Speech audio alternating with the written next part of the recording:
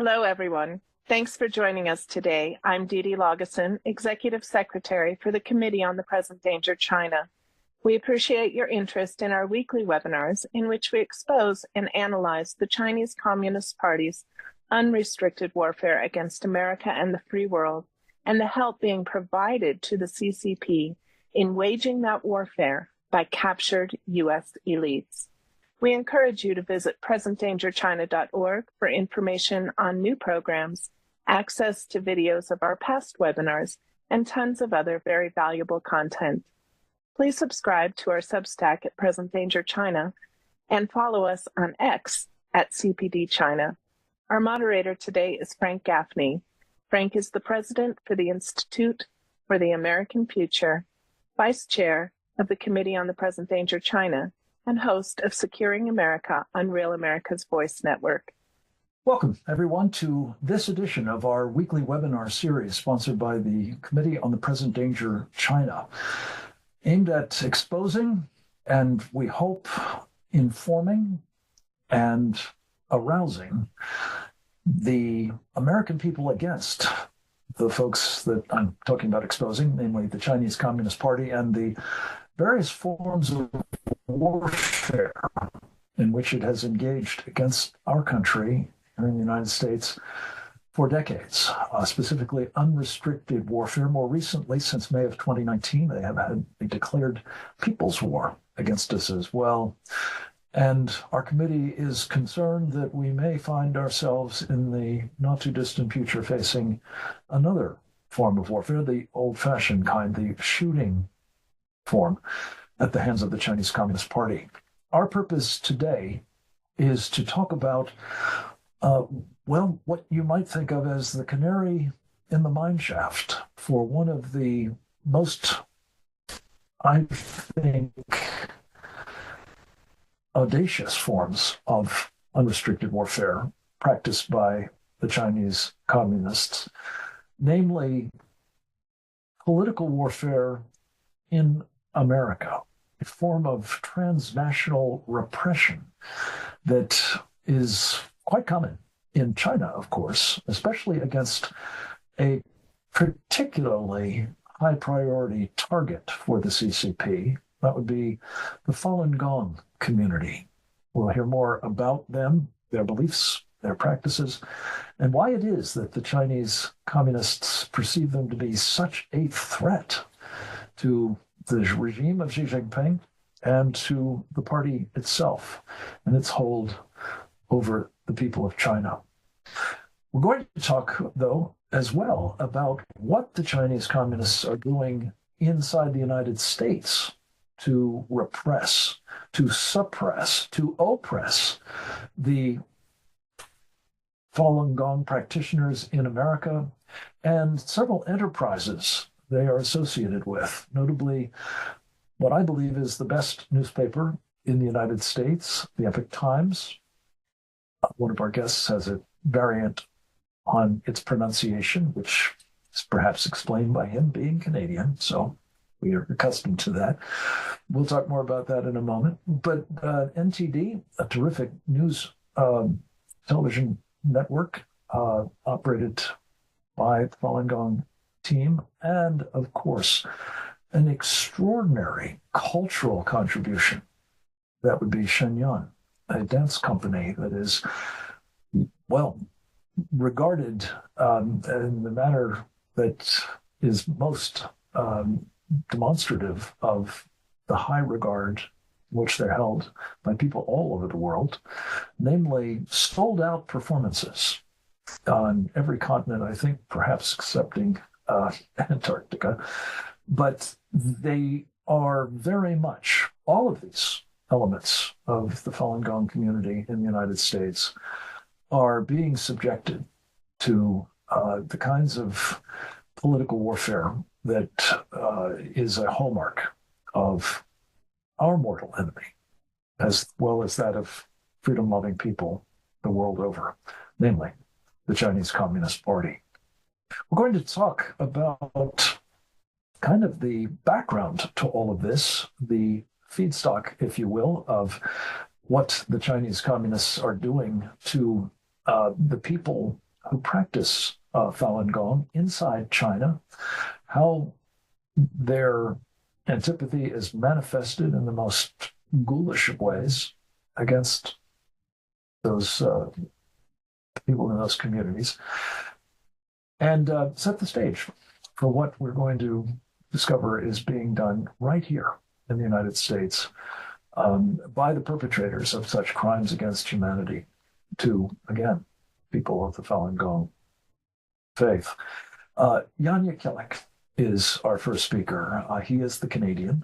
He is, among other things, a senior editor with the Epoch Times, as well as the host of an absolutely terrific interview program. I say that without complete impartiality. I've been on it a couple of times myself.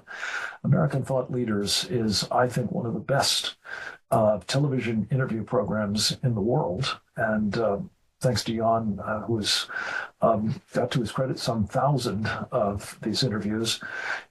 It's a very, very salutary experience for those who are participating as well as those who are watching it. I want to commend in particular, I think, the most recent of these interview programs in which Jan speaks with our colleague, a member of our committee on present danger, China, one of our regular featured guests on these webinars, Colonel Grant Newsom, United States Marine Corps, retired. It's a terrific interview with one of the best in the business, well, both the media business and the subject matter expert business on China. Jan, we've asked to speak about who are the Falun Gong and why does the CCP fear them so tremendously? And how are media outlets like Epoch Times identifying and countering CCP suppression in this country?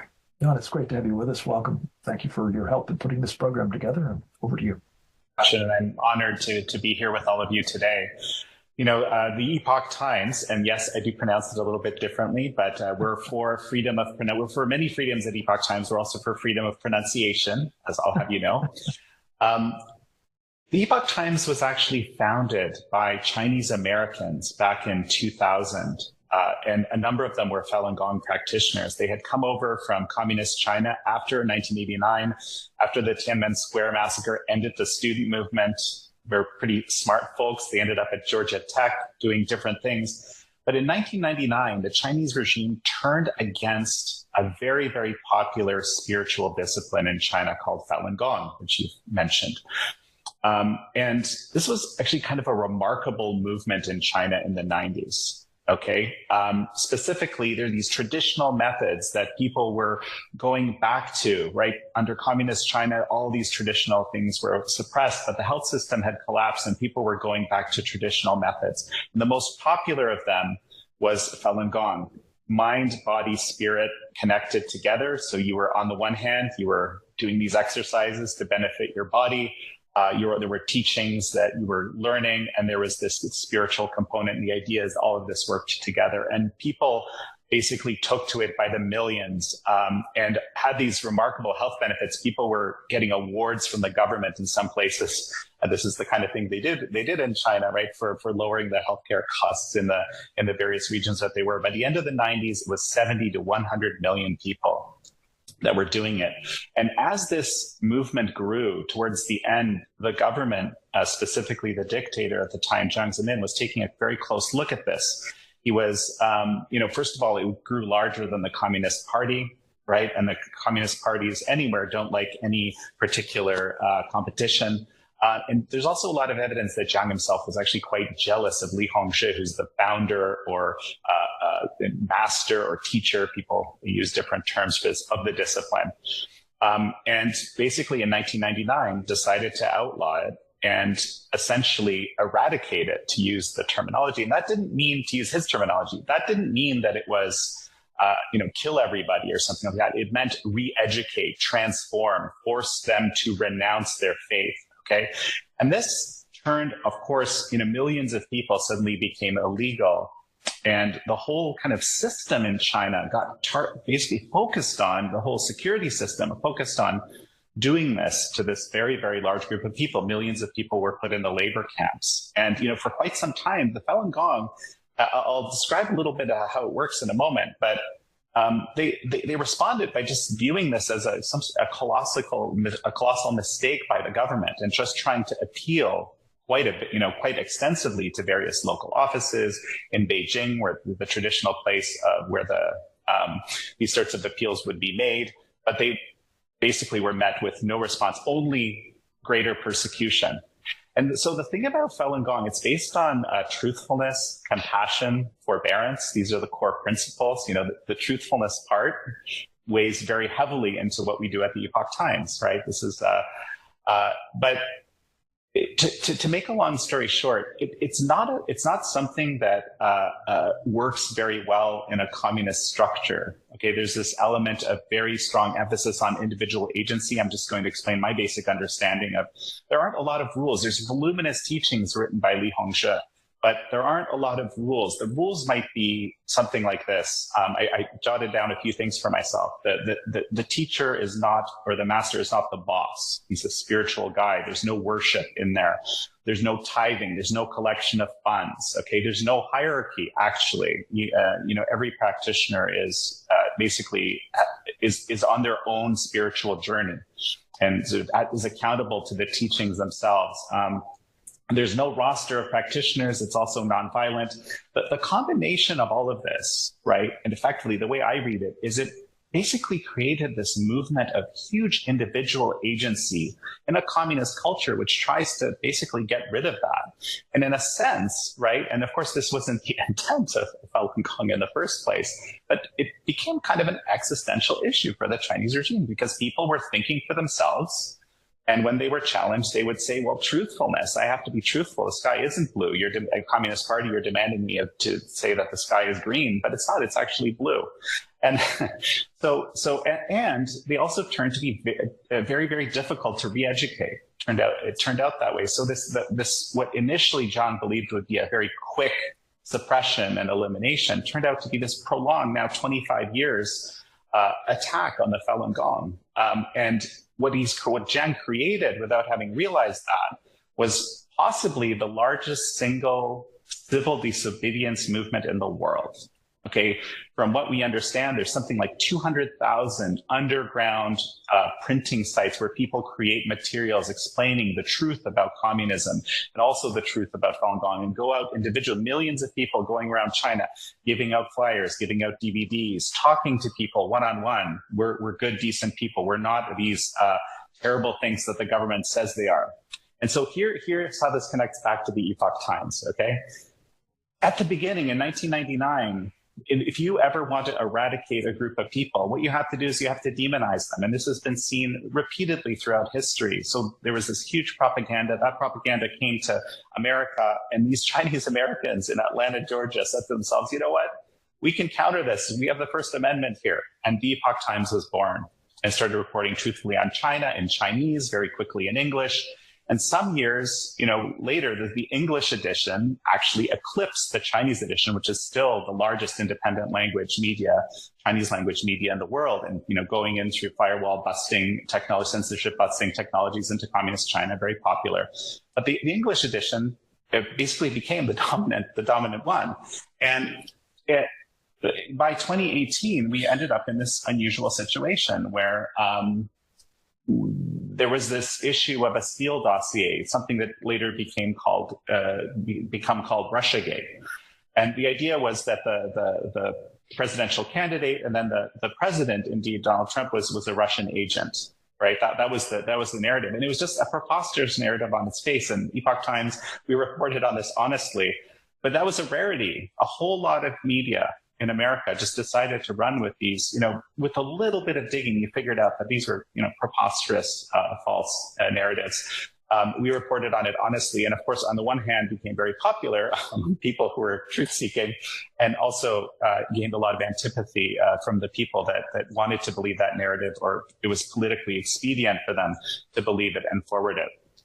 And it was in that process around 2018 where, a whole lot of media attacks we would describe as legacy media hit us. And from the perspective of the Chinese regime, this was the best thing that could happen, because now they had people who were ideologically interested in destroying Epoch Times, which they had been trying to do for 25 years. This media built, homegrown American dream media built in America, determined to expose the Chinese regime for all the things. And back then, people didn't understand Communist China. This is how I started working with Epoch Times in the first place. It was the only place that would really talk about Communist China honestly, or this issue which you alluded to earlier, Frank, which was the forced organ harvesting from prisoners of conscience. A multi-billion-dollar annual industry of killing people for organs. It's so atrocious and so ghoulish, to use your term, that you can't even imagine it almost. And it's very difficult to communicate it.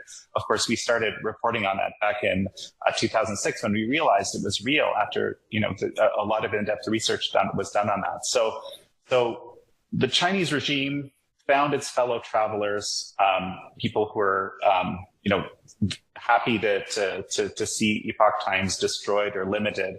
So, and we've had a lot of challenges since. At the same time, we've become very successful. We have, 95% of we're a 501c3 in America. We're a nonprofit, but we're funded by our individual donors to the 95%. And so that means it's really just grassroots Americans in the same vision, just like in Falun Gong, there's this huge grassroots effort, very self-directed, right, to expose the Chinese Communist Party for what it is and tell the truth about what Falun Gong is. In the U.S., there's, millions of Americans that pay to support Epoch Times so we can do our truthful reporting on China and on America and on the world. But that's what I'll say to start us off, and perhaps you'll have questions for me afterwards, Frank. Definitely will. Thank you, Jan, very much. Wonderful overview. We're going to turn next to a man who has been at the pointy end of the spear of the effort on the part of the community that is being so seriously challenged, namely the Falun Gong community and its entities, as we're discussing, Epoch Times, NTD, Shen Yun. His name is Levi Brody. He is the executive director of the Falun Dafa Information Center, which documents and reports on human rights abuses against the Falun Gong and practitioners of that faith. He happens to have a couple of other interesting attributes. He is a trustee at the Fei Tian College, which is a performing arts conservatory, where most of the Shen Yun dancers, extraordinary athletes, as well as performers in their art, train. He actually has, to his credit, 2 adult sons who are among the Shen Yun company, and knows firsthand both the exacting skills and performances that are required of the dancers and the sacrifices that are entailed with what they are doing to bring to audiences, I said, worldwide, the culture of China before communism. We've asked Levi to talk about the CCP's lawfare against the Falun Gong community. And what it is facing as a result in its various entrepreneurial operations as well. Levi, thank you so much for finding some time to talk with us. The floor is yours. Thank you very much, Frank. It's great to be here. A very important topic, especially for us here in America, regarding what's happening to the CCP, because this is, as I think we'll learn going through this seminar, this is not just about the attack on Falun Gong and Shen Yun and Epoch Times. This is a playbook that could be unleashed on anybody. So this is a very important topic.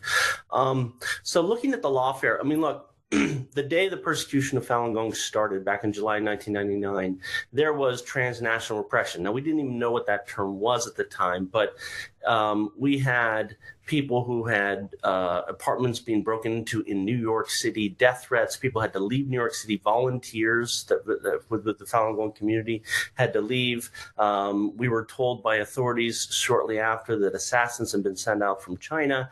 And the propaganda coming out from the Chinese regime to our leaders was immediate and abundantly clear. In fact, in the last APEC meeting that then President Clinton attended, and Jiang Zemin, the architect of the persecution in China and the head of the CCP at that time, the first thing that Jiang Zemin did when he saw him at that APEC meeting at the end of '99 was hand him a big propaganda book and materials denigrating, vilifying Falun Gong, trying to justify this nascent sort of persecution that had just started 5 months earlier. And it's been the same since then. Condoleezza Rice got the same treatment a couple of years later, and so on. Governors, senators, congresspeople, mayors, city councils. Over the last 25 years, the amount of pressure put on American authorities, American government leaders to not support Falun Gong, to turn away, to not expose terrific crimes like forced organ harvesting that was discussed earlier. So this has been very, very consistent. The lawfare is an interesting and very difficult element to this, particularly because it is essentially the Chinese regime weaponizing our own institutions. Ironically, the institutions that really sort of support and galvanize our democracy against Americans, residents in America, to achieve the aims of Beijing. So this isn't entirely new. We have Department of Justice indictments. We have letters from U.S. attorneys that show that Chinese spies, when they come here, they openly admit in deposition, yes, this is one of their techniques. They try and file lawsuits against dissident organizations like Falun Gong, like Shen Yun, simply to get bad press, simply to sort of stifle their operations. We know this. There's also another type of lawfare. I mean, maybe I could define the term a little bit because I think people use that in different ways. It is not only using the judicial system with individuals and organizations, like filing lawsuits. It's also the weaponization or manipulation of government agencies, particularly regulatory agencies.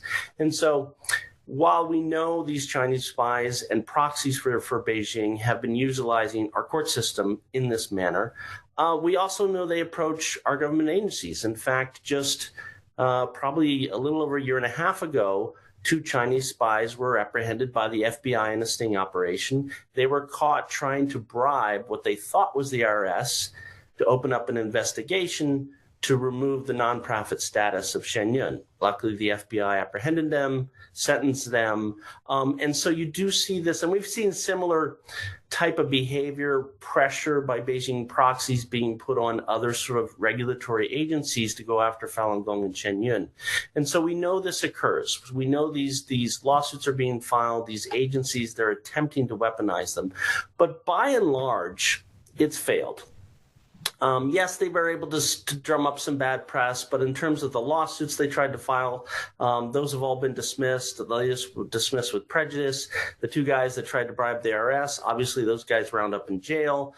And so, if you just look at the overall Falun Gong diaspora and certainly the popularity of Shen Yun, which has skyrocketed in the last 18 years, this has largely failed. And that's really what brings us to the most alarming part, and that is this new campaign that you, Frankie, alluded to at the beginning. So around 2022, we got word that at the highest levels of the Chinese regime, they recognized that they've failed to squash the voice of Falun Gong and Falun Gong organizations around the world.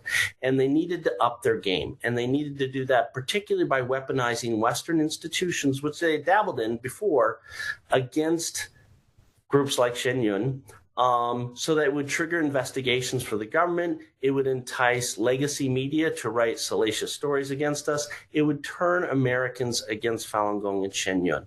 And so they said they were going to do that. We saw that from various sources that came out. And indeed, that's what we've really seen over the last year.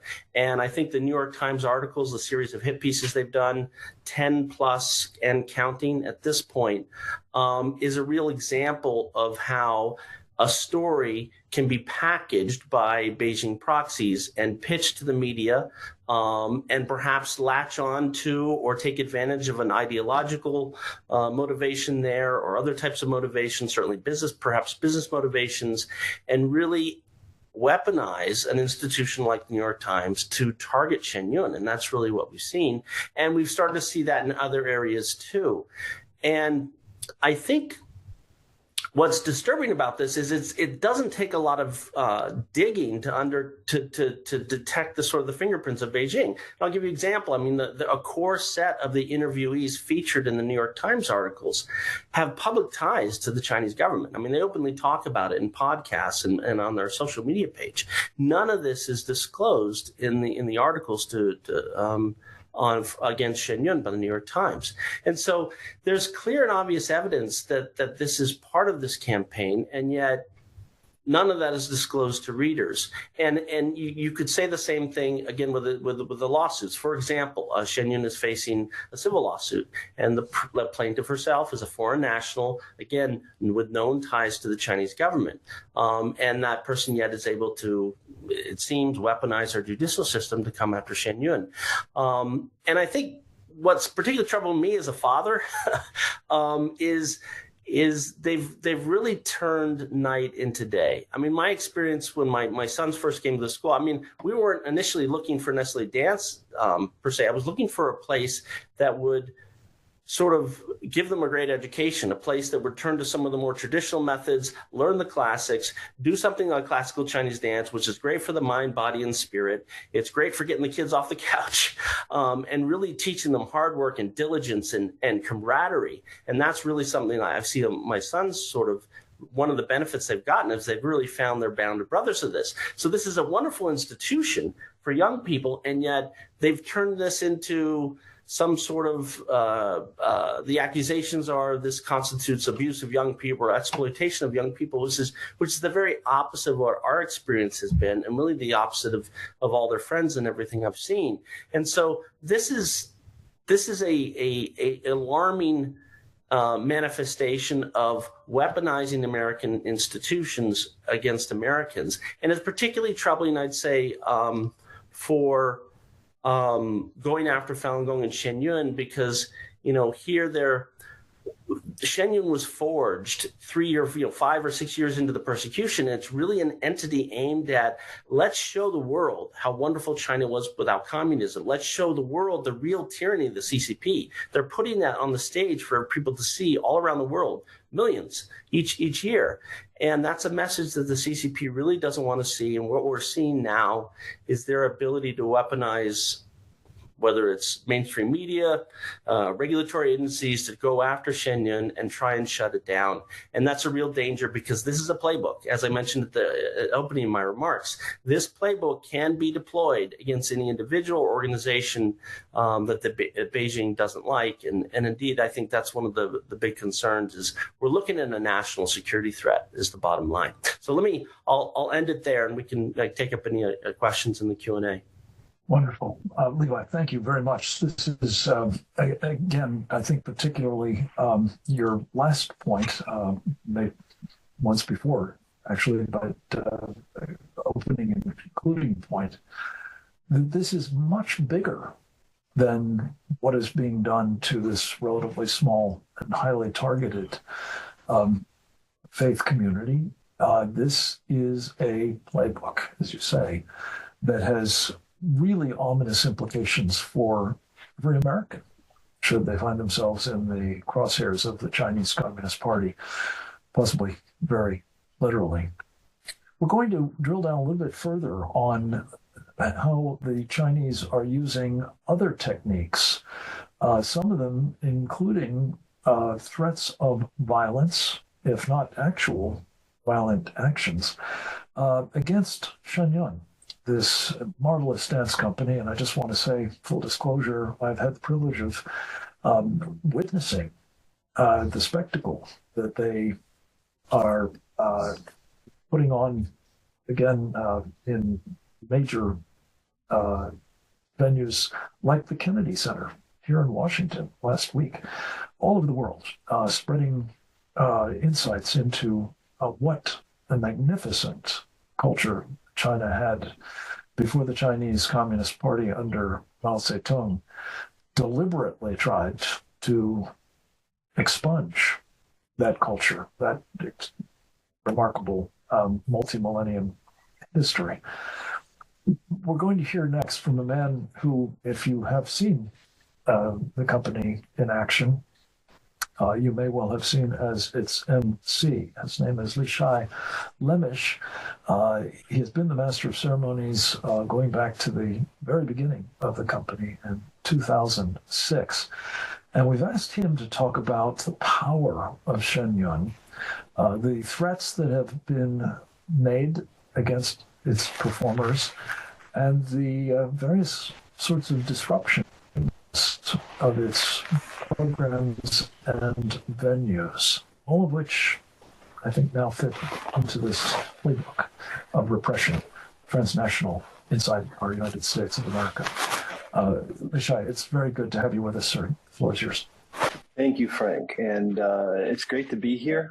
This is a wonderful forum and a wonderful opportunity for us to address this really important topic. I'm glad it's coming to the forefront here for us to really dive into it, because there really is a lot to unpack. I think Jan and Levi did a really good job covering a lot of the basics. So I'll try to give you a view from what it's like on the ground in Shen Yun, what we've experienced recently and going back really to day one, and then what Shen Yun is and what we're trying to do and why that terrifies the CCP so much.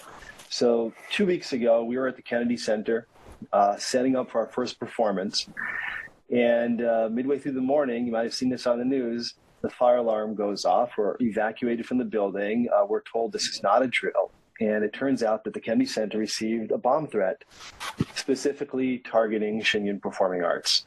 And after about 3 hours outside in the cold, we were allowed back in, and there was no actual threat that was found. It was one of many such scare tactic pranks that we've received. And then we scrambled and got the performance ready and had a wonderful show on time and had 12 shows at the Kennedy Center. But what was really missed, I think, by a lot of the media coverage at the time, and we had a press conference to dive into this a little bit later, was the context of how this is not an isolated case. This specific tactic alone has played out in 20 theaters this tour, just this 2025 tour, which we're not even halfway through, and is really part of an 18-year campaign by the Chinese Communist Party to try to silence Shen Yun, which is part of the bigger campaign of silencing Falun Gong and any type of dissenting voice that challenges the CCP party line. And we now know that this is called transnational repression. What could also be called malign influence, right? And this is what we're experiencing. We've been at the forefront of it this entire time. So the overview of what we have seen was from the very beginning when Shen Yun was founded, the first thing we saw was diplomats from the Chinese embassies and consulates trying to pressure theaters to cancel our shows. And said he would go to the theater manager in Little Rock or in San Jose, California, or in New York or DC and say, you must cancel Shen Yun, or else you will face financial repercussions. We might withdraw our sister city relationship or the Confucius Institute. We will not have any Chinese performance companies, and this will damage U.S.-China relations. This primarily did not work in the United States. It actually ended up giving us some free advertising because people said, no, this is America. You will not tell us what you can and cannot watch. But in places like South Korea, some former Soviet bloc countries like Moldova, Romania, it did have some traction. They were more susceptible to corruption and bribes, a lot of which never manifested. So that was the first tactic. And then what we started seeing after that was a whole host of other tactics that they tried, including slashing our tires. And we experienced this on our buses. It's happened in Canada. It happened in California again recently, where we discover a cut on the front of a tire of our bus. And it's done in such a way that the tire would not deflate instantly, but would rather explode at high speed on the highway, potentially losing control over the bus at 60 miles an hour and with 30, 40 people on board, not to mention all the other vehicles on the road. We discovered this on a couple of our trucks as well. We, of course, are performers who they come from all over the world. A lot of them have ties back to China. We've had people try to leave China to join the company and been arrested. We've had people distribute DVDs in China of the performance and be arrested and sentenced to labor camps or prison. But outside of China, all of our performers, including myself, are blacklisted in China. Not only that, so that means you cannot go and see your family members when they're maybe old and you get to say goodbye to them one time. You don't see your kids getting married. And Moreover, the family members of several performers, including some of my MC partners that were back in Beijing, would receive regular tea visits, tea chats they call these, from the national security in Beijing, and threatening them about their performers, their kids performing with Shen Yun. Moreover, we've had performers who have had family members arrested in China. One of our soloists, an erhu musician, while she was touring with us in Europe, her husband was sentenced to 3 years in jail. One of our dancers, his mother's been in and out of jail multiple times. And this is, of course, very much tied to what we're doing here. And then we saw an escalation in terms of trying to change the narrative about Shen Yun online. And I'll get a little bit into our history in just a moment, but basically 50-cent commentators posting negative reviews about Shen Yun online that are all kind of copy-pasted and sound the same, and very much do not represent the actual reaction from the audience that we see night after night at the Kennedy Center and all over the world. Trying to influence social media and mainstream media, and finally the bomb threats and the spies, and trying to get party narratives to affect lawfare or investigations. So real quick, because I know I don't have a lot of time, Shen Yun was founded very much in a similar type of origin story to the Epoch Times. When the persecution of Falun Gong started in 1999, you had people from all walks of life, not only in China, but around the world, who practiced Falun Gong. Among those people were artists, some of whom were elite artists in classical Chinese dance, or in some cases ballet, and music from China. And some of them escaped to the United States, to Australia, Canada, other places. And they said, how can we use our skills to raise awareness about the persecution that's happening to people just like us in China? And not only that, they also had a sense that they want to revive traditional Chinese culture. So every year, the Chinese embassy and consulates around the world would have these Chinese New Year performances. And this is really, it's really very much a celebration of the Chinese Communist Party. Everything is red. The colors are red. The themes are red. It's all about how wonderful everything under the CCP. And these elite artists who practice Falun Gong said, this does not represent us at all. And this does not represent traditional Chinese culture. Let's put on our own show. And in the early days, there were a few of these kind of galas, and we did some at the Radio City Music Hall and other places. And eventually said, you know what, let's do this for real. Let's put together a performing arts company, and we will revive traditional Chinese culture, share it with the world, show what Chinese culture before communism was really like. And at the same time, as part of each performance, we will have a dance or two talking about what is happening to Falun Gong practitioners in China today. And not only the brutality of the persecution and the horror that they face, but also their courage and their faith and their integrity, and even the courage of bystanders sometimes. And let's tell that story. And those are some of the most moving stories in our performance. And we quickly became, from day one, when we started with nothing, with no government support, no corporate support or backing, just people with a dream and some skills. From one company that toured around the world, the next year we had 2, and then 3, and now we have 8 performing arts companies of about 70 plus traveling members that tour the world at the same time. So I'm here in Stamford, Connecticut. There's other companies in Australia and all over Europe and all over the United States right now. Of course, the one place we cannot perform is China. We almost performed in Hong Kong. I'll be happy to talk about that if we have time. So why is the CCP so afraid of a Chinese dance production? So there's really 2 or 3 reasons, depending how you break it up. The first one is, this is a company started by Falun Gong practitioners. The CCP has spent this entire time saying that Falun Gong is crushed in China, that Falun Gong people are not normal, that they are, abnormal. We'll just leave it there. And here we are performing with Falun Gong practitioners who are happy and athletic and immensely talented and well-balanced and smiling in a way that cannot be faked all over the world. And not only that, we're showing the persecution that they claim does not exist. And we're showing it at Lincoln Center, at Kennedy Center, in all these top venues in front of congressmen and all kinds of people from high ranks of government and CEOs and entrepreneurs and Hollywood and media and everybody else. And there's something about art that is very touching and communicates truth in a way that is very hard to fake, and it resonates with people. And when they see it, because these are stories, it's very memorable. And it really changes their perspective. And the Communist Party is very afraid of that. The second reason, which is a little deeper, is really what we're doing is reviving 5,000 years of Chinese civilization. And this is a traditional culture, and not just the stories, but the virtues behind them, ideas like integrity and loyalty and courage and faith in higher powers. that the CCP tried to destroy from day one and has been trying to do for 75 years, the Cultural Revolution being the most obvious example, because they knew that communism, Marxism, Leninism, Stalinism, all this stuff is a foreign import, and they need to wipe out what was there before to allow this to take hold. And by showing China before communism, as you've seen in our billboards, which are everywhere, we are allowing audience members as well as Chinese people to envision a China without communism. And this is, of course, terrifying to the CCP. I'll be happy to talk more about the specifics of the cases that we've experienced. I've documented over 140 of these around the world. It's impacted our performers. We now have to take safety measures because we do face death threats, both at home in New York, in the Hudson Valley, as well as on tour. But our performers are not deterred. They're forging ahead, and they have bigger dreams of sharing this with more and more people and eventually bringing it back to China. So I'll be happy to answer any questions about any of that later. Thank you. Alicia Islanders, thank you so much.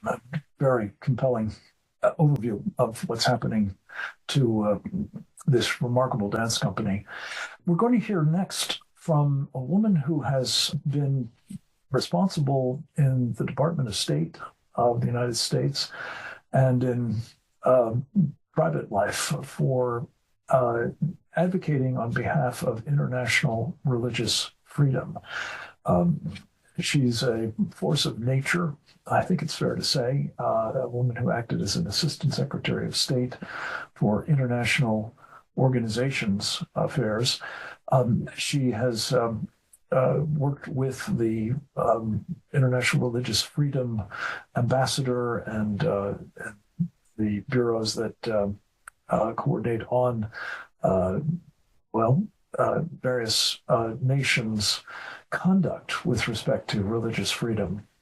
One of the most egregious violators of that freedom, as we have been hearing, is in fact communist China. And by the way, so we're clear, it's not just members of Falun Gong who are subjected to this kind of oppression, including organ harvesting, as Jan mentioned. Uyghurs, Muslim faith, have been genocidally persecuted. Tibetans, similarly.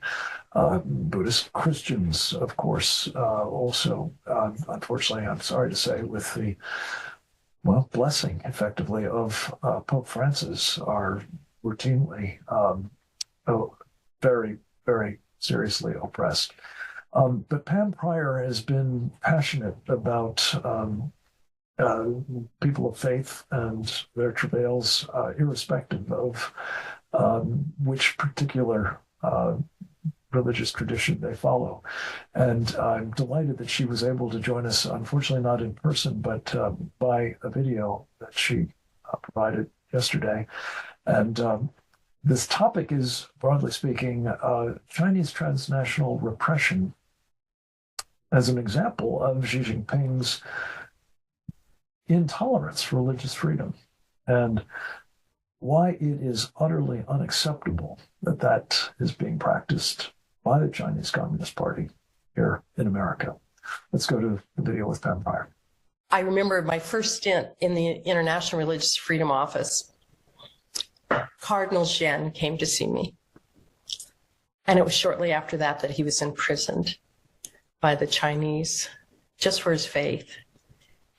So along the way, I also ran into another group called the Falun Gong. And then I met some of the sweetest people who were willing, in spite of their persecution, to fight for other people's religious freedom. And that's when I knew there was, and I hate to use the word universality because I am anything but a universalist, as everybody knows me. I happen to be a follower of Jesus. But it is in effect that Judeo-Christian background of these United States that forces us, compels us to fight for religious freedom. And I just want to go through an old, I don't know, it was the Moody Blues, an album cover back from my college days. Tell me not in mournful numbers, life is but an empty dream. For the soul is dead that slumbers, and things aren't always as they seem. So now we are looking at what is going on with the Falun Gong, with the New York Times aiding and abetting a story that they are harboring, these horrible people, and nothing could be further from the truth. This is a group, much like the Uyghurs, much like the Yazidis. They're not a household name often, but they are people that we believe should have their fundamental right to freedom of religion and belief. And here's the other thing. As an American, as a follower of Jesus, I know that everybody has in their heart a God-shaped hole. Now, if you are the government of China, you fill that with incredible propaganda. But I think everybody's looking for freedom. And even though I believe in a way that is different from many of these people we're talking about now, it is abhorrent to me that one government picks and chooses winners and losers. Listen, they pick on my faith in China. And it's the old thing, from Nazi Germany, when we say, oh, I'm not that, I'm not that, I'm not that. But sure enough, sometimes they come for all of us too. The religious freedom of the Falun Gong is important to me as a follower of Jesus.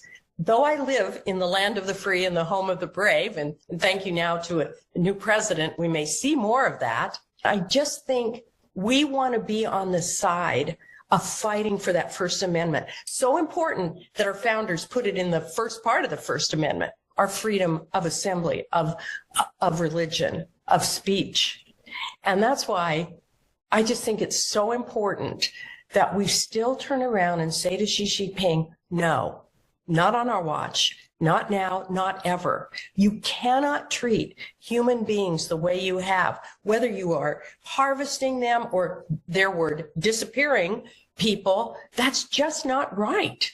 And, we have got to be the beacon on the shining hill. I can't tell you the number of countries when I was at the State Department who would say, hey, we're kind of concerned about some things we're hearing about school boards and government calling conservative Christian parents terrorists, and what's going on in your country? Because if you, the United States, lose religious freedom, it's over in the world. It's over.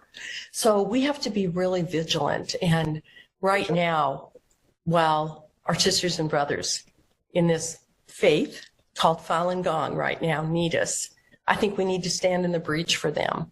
And when I said that things aren't always as they seem, let me just say this. You're going to see a lot of news. You're going to hear they did this, they did that, the leader of this dance company was there, New York Times folks are going to be jumping on. But just remember, things aren't always as they seem. And we need to wait till the facts are gathered and really support this group. I think the other thing that's really bothersome, in the least, about this is often China persecutes in its own country, right? And that's abhorrent. I mean, the organ harvesting, the prison camps, the forced labor, on and on and on, forced sterilization. But they've had the audacity now. It is incredibly audacious for them to do what they are attempting to do right now with who's in the White House and who happens to be on the board of the Kennedy Center. But they are trying to splash their religious persecution on the Shen Yun troop while they're in the United States. So they're actually bringing their religious persecution from China right here on our shores. And that's why I say, I think we need to be very careful about jumping to conclusions and assume that the Chinese government never has our faith, our freedoms, and the United States at its heart. They're never in our concern. They have said on their own accord that they're out to destroy us. So let's be careful as we're watching this to really make sure we know who's pulling the puppet strings. And I guarantee you, it's Beijing. Thank you, Pam Pryor. What a powerful assessment of where we are based on a lot of hard experience with intolerance religious freedom, particularly from Beijing, as you put it. We're going to conclude our presentations with a great friend of ours, a member of our Committee on the Present Danger of China, a mentor, I think, to countless thousands of people who have become now part of our government agencies, thanks to the work of his terrific Institute for World Politics, a graduate school focused on statecraft and the practice of diplomacy and other Black arts. He is a man who understands, perhaps better than just about anybody, the power of political warfare, notably information and influence operations. Because in part he wielded them as a senior director for Europe and the Soviet Union on the National Security Council staff of Ronald Reagan, contributing mightily to his successful takedown of the last totalitarian communist existential threat to freedom we face. John Lenczowski is his name. Dr. Lenczowski is the founding president and now chancellor of this wonderful organization, known, I think, widely in Washington as IWP.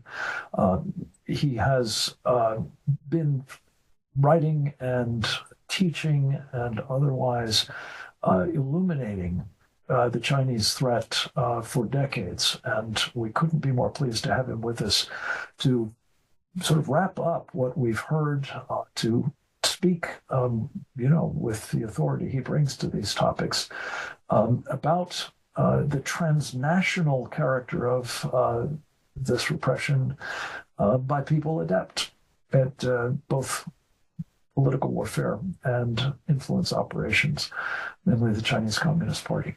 Dr. Lenczowski, welcome back. Over to you. Thank you so much, Frank. It's great to be with you and with so many great analysts and patriots who are concerned about the inalienable human rights that everybody in the world should have protected, including everybody in China. I would just like to make a few remarks about the overall strategy of communist Chinese political warfare and strategic influence operations that includes this transnational repression. The fact that the New York Times should be publishing this collection of attacks on Shen Yun, which is a magnificent organization, and whose performances, if anybody in the audience hasn't seen them, should go see. But the fact that the New York Times is doing this is linked very much to the longstanding efforts by the Chinese Communist Party and its United Front Work Department, which everybody should know about. The United Front Work Department, which is its vehicle of political warfare and perceptions management and deception. And they have been working on compromising the U.S. media for a very long time. The New York Times and the Washington Post, and even a few other newspapers, even a local one like the Des Moines Register, have taken millions of dollars from Beijing's United Front Work Department or one or another of its propaganda associates to publish, for example, the so-called China Watch supplement, which would come out about every 2 weeks. It looked like a section of the newspaper, and this was Chinese communist propaganda. And this propaganda, of course, was designed to distort our perceptions of Chinese reality, to cover up the crimes of the regime. But perhaps one of the worst things about this corruption here is that these newspapers would not report truths about realities in China, whether it was human rights violations or national security threats, their espionage, their strategic influence operations, their military buildup. And you couldn't get the real truth about these things from our major media. This corruption was done in many other ways. For example, using the so-called China-U.S. Exchange Foundation, CUSEF, where they would invite journalists not long ago from 50 different media outlets in the United States: the New York Times, the Washington Post, the Associated Press, the Chicago Tribune, the LA Times, the Boston Herald, NBC, ABC, CBS, Reuters, and many others, for the guided tour of China, a propaganda tour with lavish meals, all in exchange for favorable news coverage. The United Front Work Department was inserting fact checkers into the social media organizations in Silicon Valley. They would give similar tours, by the way, to students in American universities, graduate schools in international relations, law, and also historically black colleges and universities. The repressive element of all of this could be seen in a number of different ways. Dissidents from the Chinese enforced conformity. There were dissidents amongst the 375,000 Chinese students in the United States, but Beijing would make sure that there were minders who were spying on them, stalking them, ensuring that they would not have any kind of a voice, and would suppress the freedom of speech that ordinary students in American universities ought to be able to enjoy. The Beijing used the so-called Chinese Students and Scholars Associations, and they have 142 chapters in the United States that are busy doing this, and these CSSAs organize demonstrations to crowd out dissidents.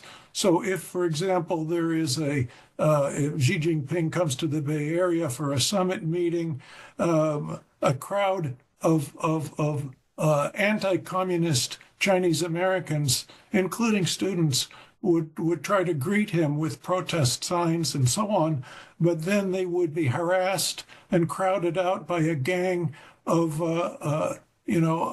Chinese agents, including students, who were either bribed or coerced in one way or another to come and harass the anti-communists. They would do this specifically to harass the Falun Gong, other exile groups like the Uyghurs and the Tibetans. The Beijing has set up police stations in American cities. This has been exposed within the last year or so, where they effectively are going after dissidents, arresting them, harassing them, threatening their relatives abroad.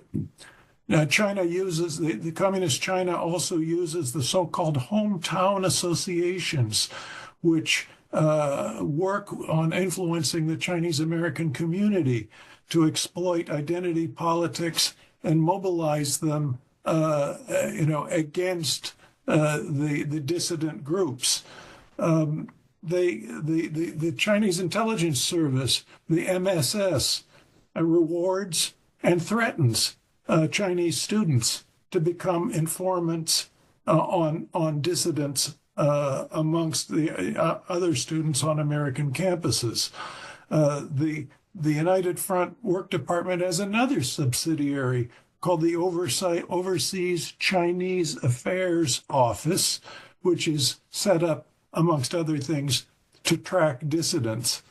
Then I shouldn't neglect to mention one of the uglier parts of all of this, a thing that the United Front Work Department or the Intelligence Service, I can't remember which one, has organized. It's called Fox Hunt. It is a whole program to stalk, to kidnap, and deport dissidents of Chinese ancestry back to China.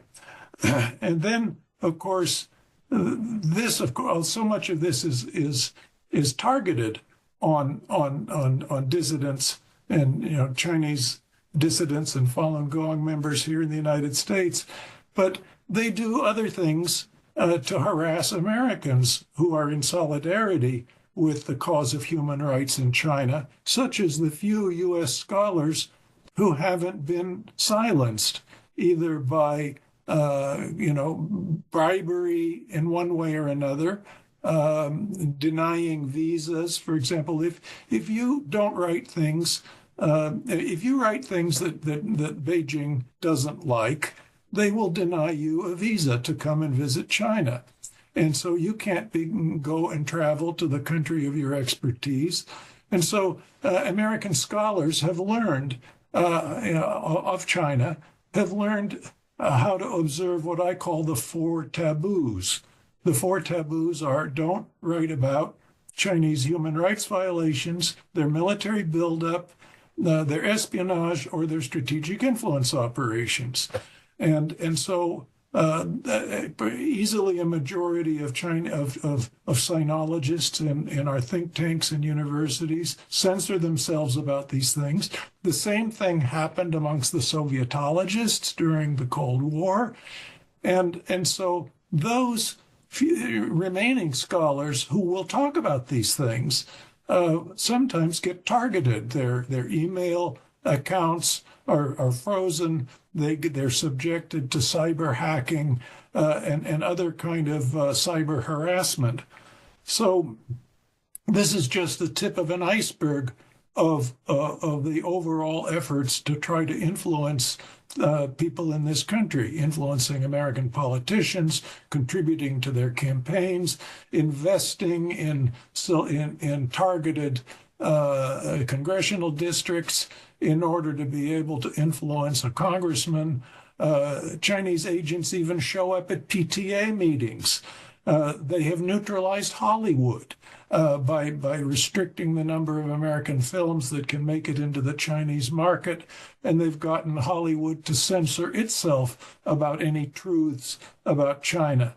Then they have neutralized so many of our most senior former cabinet members, the elder statesmen of this country, former secretaries of state and defense, flag officers and intelligence agency directors, who, when they finish their public service, go work for one of these consulting firms that opens doors in Beijing to American corporations.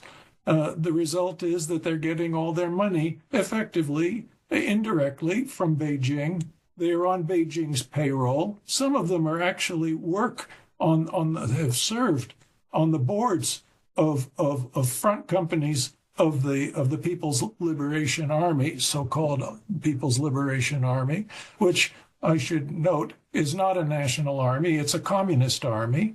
And so when our elder statesmen will not tell and of course they censor themselves. They will not tell the truth about activities, human rights violations, and most ominously, things like the Chinese military buildup and their espionage and technology theft and so forth.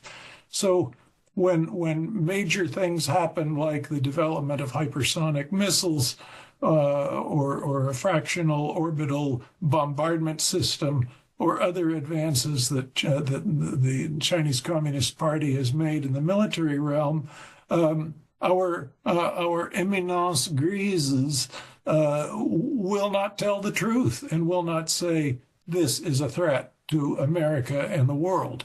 So this is a huge issue and it's part of a strategy of conquest without overt military war. So it is political war, it's cultural war, it's narrative war, it's psychological war. These are all non-military, non-kinetic forms of warfare. They've been conducted against us now for decades, and our foreign policy establishment effectively has been numb to them all. So I congratulate the Committee on the Present Danger China for helping to tell the truth, which is really the most powerful weapon that we have on our side. Thank you. John Wachowski, thank you for doing it so brilliantly, as always. We really appreciate your contributions to the program. We have a few minutes for questions, and I'd like to get at least one round in if we can. Maybe just going through the batting order. Jan, you alluded to something that I know is very much on everyone's mind in this conversation. The practice by the Chinese Communist Party of industrial scale organ harvesting, not exclusively of the organs of Falun Gong practitioners, but in immense numbers of them. Could you shed a little bit more light on how this operates? The essentially the organ tourism industry that the Chinese have now created, and their ability to satisfy the genetic requirements of would-be donees by serving up essentially on command, unwilling, and often terribly brutalized donors. Frank, thank you for the opportunity to talk about this. It's a bit of a big issue. I don't know if I can cover the entirety in the time we have, but to summarize, okay, people can go to China and get a new organ, a heart, which of course is kills the so-called donor, in as short wait times as 2 weeks, or in something in that vein. And that exists to this very day. We first learned about this back in the early 2000s. By 2006, I was convinced when I started reporting on it that this was something that was real. There's a paper, I'll summarize it this way, okay? There's a paper in the American Journal of Transplantation from a few years back titled Execution by Organ Procurement. Okay, so what the authors did is they went through all of the scientific literature of transplant related, not all of it, actually just kind of a small subset in China, and they found at least 70 examples where in the scientific literature methods that the methods that they had written into the papers that were already published, the Chinese transplant doctors and researchers had demonstrated that they had violated the dead donor rule at least 70 times. And the way I read that is it's become such a normal thing over there, such a normal thing that they don't even realize that they're writing into their methods that they're actually killing someone through the organ extraction itself. David Matus estimates this is about a $9 billion a year industry. The best estimates we have of the number of transplants a year are something to the tune of 70,000, 60. It's very, very hard to estimate exactly. And the main reason why the Falun Gong were, particularly mainly used as donors is just the scale. There's so many more Falun Gong than other groups that are targeted in this extreme way. So that summarizes it. And there's actually a survivor. So here's the thing. I never thought we'd ever see a survivor of this. But there's actually a man who, by the way, has been targeted by this fox hunt operation that John mentioned earlier, who has a giant 14-inch gash in his side. He's missing parts of his lung and parts of his liver. And he's lived to tell the tale. And, basically the U.S. government helped actually get him to U.S. to relative safety, although that is now being threatened basically by the CCP through these types of fox hunt operations. I have numerous episodes of American thought leaders that discuss this in quite detail. There's one thing I wanted to mention, though, which I think is really important, just, as if in between the time that we organized this seminar and now, the DOJ publicized an indictment, which mentioned Epoch. You want to give a model of what transnational repression looks like in America. All sorts of groups were targeted by Chinese hackers, and these hackers are still at large. One of them was the Epoch Times. Another one was the Defense Intelligence Agency, the Department of Commerce. Actually, it's worth reading the indictment because you can see where the priorities are. American religious leaders. So, Defense Intelligence here, American religious leaders here, Epoch Times that's been exposing the Chinese Communist Party there. This is something that's happening in real time. And this indictment is out there to read. And these people, there's 12 of them, are actually still at large. And they were working on this for at least 7 years, doing these hacking operations. Thank you.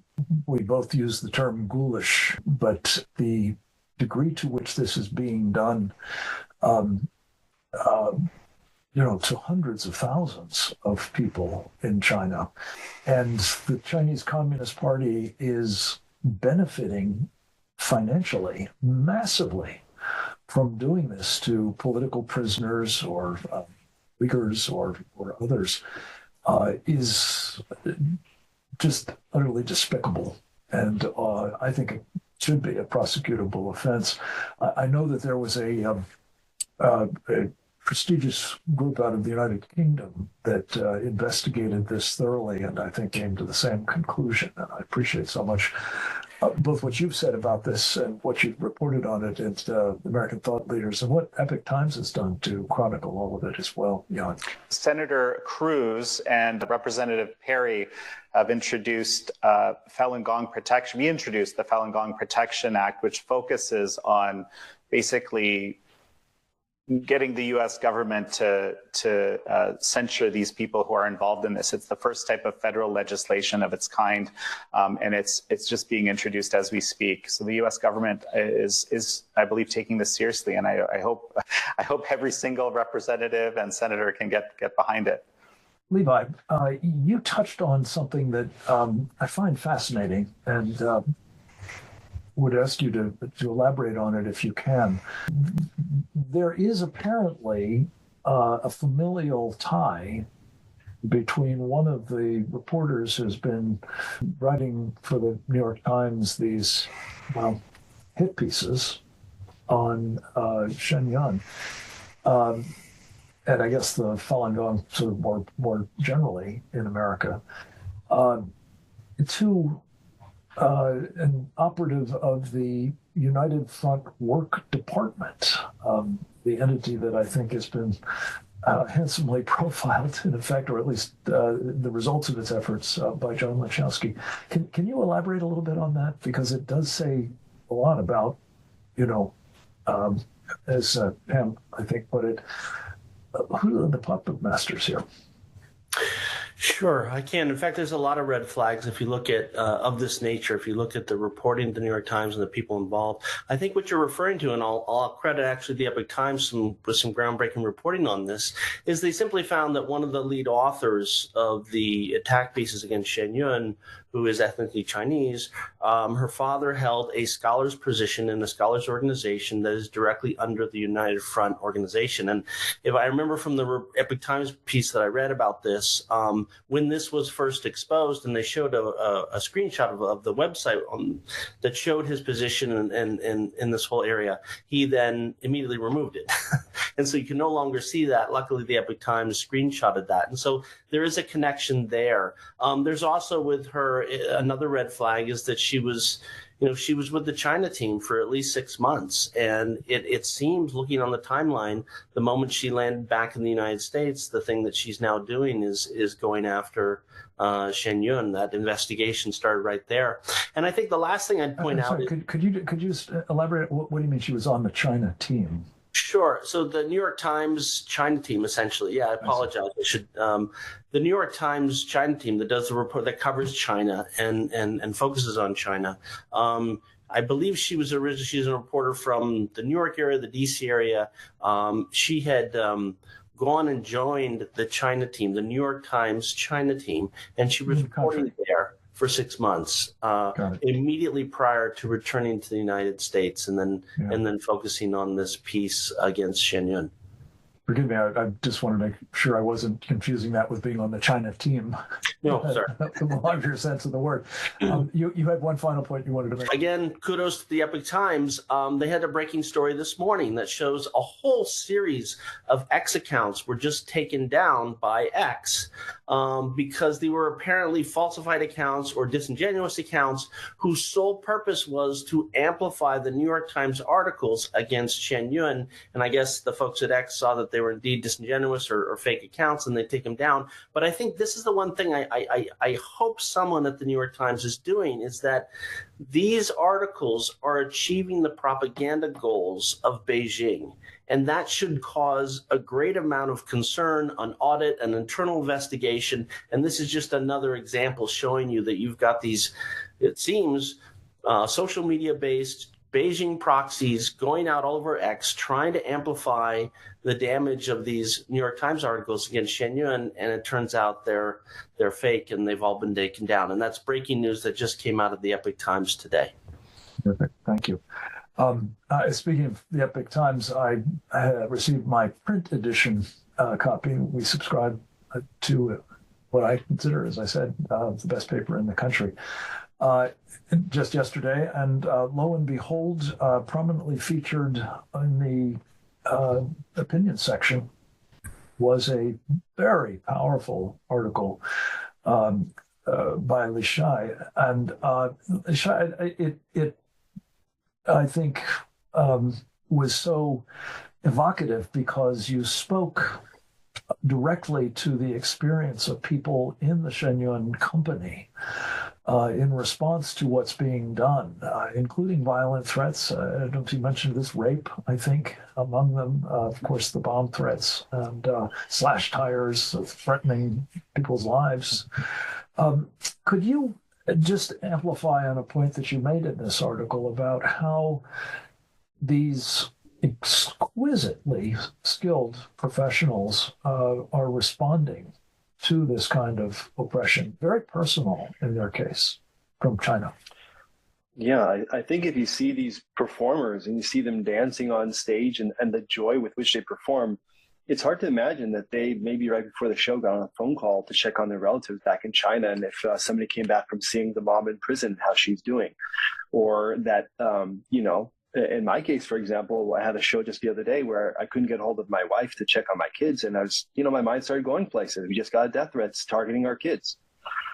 That's the kind of thing that the performers have to be able to put aside when they go on stage and then really focus on the performance. And I think to kind of tie some of these things together, the organ harvesting that you and Jan were talking about, and just the overall persecution in China, and then at the same time, this battle of what really is China and what is traditional Chinese culture and what is the CCP that's latched onto all of this and differentiating all that.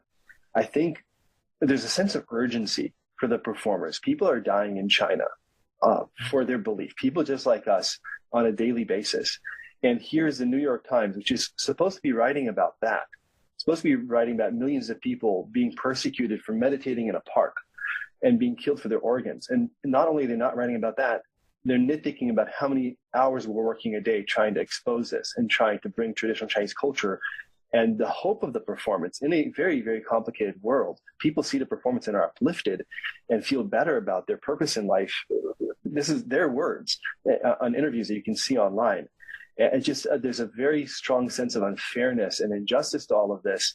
And that we not only, especially for our Chinese performers, they came to America looking for freedom. They found it here and they escaped persecution in China. And they had a lot of faith in our institutes, including in the media. And here's the media that's supposed to be showing the truth of the world and instead coming after them for revealing the truth when they're not doing it.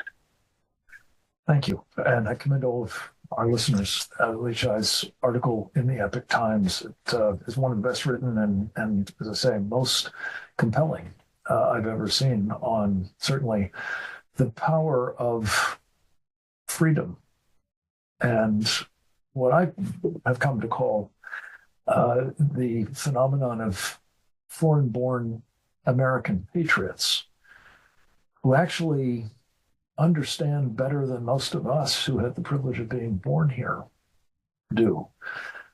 Not only what an exquisite, as I say, thing freedom is, but how perishable it is. And how, as Pam pointed out in her comments, how important it is to the rest of the world that we not lose that freedom in this country, because it will make it infinitely more difficult for anybody else to enjoy it in theirs.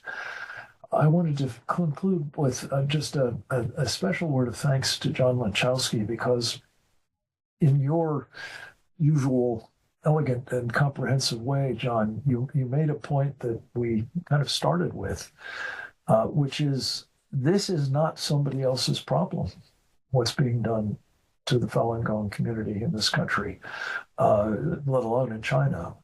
This is very much now a feature of what the Chinese Communist Party's unrestricted warfare has translated into in terms of what they call elite capture. And I just wondered if I might ask you to conclude with, you use the term eminence grise, and I think of the ultimate grise eminence, Henry Kissinger, and the role that he played in sort of normalizing this practice of elite capture on the part of the Chinese Communist Party. I think you had occasion to work with or be talked to by him in the course of your long and distinguished career on more than one occasion. But as just kind of an exemplar of how this works, how it is that the Chinese get their hooks into influential Americans, and how in turn those influential Americans help obscure what the Chinese don't want us to see. For example, China before communism, and to induce us to submit to the Chinese dictates and ambitions. Thank you for your kind words. It's as simple as bribery. So many of these people have gotten extremely wealthy by getting these consulting arrangements. Not only do they censor themselves when it comes to telling truths about the Chinese regime, but they also can act as Beijing's agents to suppress others who want to tell the truth. For example, I know of one former cabinet member, very prominent, who was on the payroll of a front company of the People's Liberation Army, and he happened to be on the board of a major think tank. Well, it happens that in that think tank, there was an expert on China, Ross Monroe, who started complaining about the unseemly number of elder statesmen who were on Beijing's payroll directly or indirectly, and who were testifying before Congress without revealing their conflict of interest. And, well, it happens that after making some of these public complaints, this particular former cabinet member arranged to have Monroe fired. So we ended up hiring him to be on our faculty. Well, that's just one of these people. But then there are all of the big business leaders who were trying to get themselves, monopoly arrangements in doing business with China. One of them was a major donor to another famous think tank, and where there was a China military analyst who was doing clinical, dispassionate analysis of the Chinese military buildup. The donor thought that this information would end up disturbing a lot of Americans, and it might cause U.S.-China tensions, which would rock the boat and harm his business interests. So he arranged to have this analyst fired, and he was given a lot of hush money. And so he ended up going to another think tank where two board members who were both trustees of that think tank and major donors threatened to resign if they didn't fire him. So he was fired from a second think tank. And all of this is because people have been neutralized, both in our business community and amongst many senior people who are leaders of our foreign policy and national security establishment. They've been neutralized simply by money, and and nobody points this out to speak of. So it's a very simple technique. They have many other much more sophisticated techniques, but that's the one that works with lots of people who have engaged in public service at a very high level. Well, I'm going to shamelessly respond to that comment, John, by saying the Committee on the Present Danger of China has been trying to point this shameful behavior out, including in a summary of, I think, the first 70 or so of these webinars that my colleague Didi Lageson and I wrote, entitled "The Indictment," concerning the prosecuting of the Chinese Communist Party and friends for crimes against America, China, and the world. You can find it, as they say, wherever books are sold. But John, I think your point is so important. I know some of those people who were at the receiving end of Chinese, coercive action. And it is scandalous. And I just wanted to conclude by saying last week, if you missed the webinar we did a week ago today, it's a perfect example of the problem. We talked at length with some of our best experts on President Trump's new America First investment policy, issued on the 21st of February, to try to correct what particularly those in the business sector known as Wall Street have been doing to sluice American investors' monies by the trillions of dollars into Chinese companies, some of them, as you say, John, directly working for the People's Liberation Army. All of them, I believe, in one way or another, involved in what the Chinese communists call the military-civil fusion project. And it is indisputable that the power that we face today, the threats that emanate from that power, and not just in the kinds of ways we've been focused on today, the influence operations, the cognitive warfare, as you call it, John, the psychological warfare, the influence operations, information. No, I'm talking about the power to wage war against our country of the worst kind. Has been enhanced, has been made possible, and certainly is being made more imminent a threat by our own investments placed in Chinese coffers by the mavens of Wall Street, who are exemplars of the phenomenon of elite capture, and who also, by the way, are using their influence, just as you say, John, their lobbying arms to make sure that nobody in Congress interferes with the gravy train they are on at the expense of all of us. We hope that the America First investment policy of Donald Trump will bring that to a screeching halt.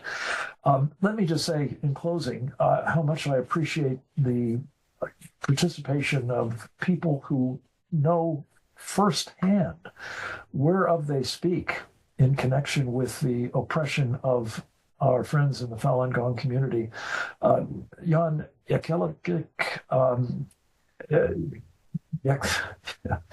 you pronounce it the way you do, my friend. Our friends Levi Brody and Li Shai, Lemish, Pam Pryor and John Lanchowski, you've made a signal contribution to this program, and I hope to the awareness of those listening in the course of today, as well as those who will hear it in the future, the truth about what's being done to a faith community in America, as well as China, and what it means for all of us as well. I also want to say thank you to the Epoch Times, which I understand is live streaming this program and thereby making it possible for a vastly larger audience to take it all aboard. Thank you, in short, to all hands. God bless you. We'll go back to Didi Laugesen at this point. Many thanks. Thank you, Frank. And thanks to all of you for being here today. A video of this webinar will be posted to presentdangerchina.org within a day of the conclusion of our program. Please share this and our other programs with your elected representatives, colleagues, and other networks. And subscribe to our Substack at Present Danger China. Follow us on X at CPD China for updates. Join us again next week for another installment of our Committee on the Present Danger China webinar series on the CCP's unrestricted warfare against America and the free world, and how the CCP captured elites betray the USA. Thanks for joining us today, and goodbye.